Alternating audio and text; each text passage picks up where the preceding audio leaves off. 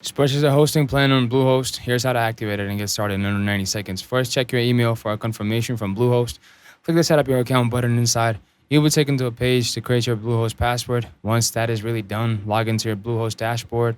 Next, Bluehost will guide you through a quick setup process. Choose whether you want to create a new site, migrate one, or skip for now. If you already have a domain, it will show up. If not, you can just claim a free domain or use one you already own. Bluehost will automatically connect your domain to your hosting plan.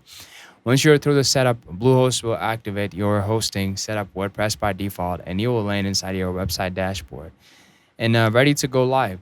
That's really it. Your Bluehost hosting plan is now fully activated. And if this like the video and subscribe for more web hosting tutorials, and comment down below if you want help with SSL backups or email setup next, or anything really in general.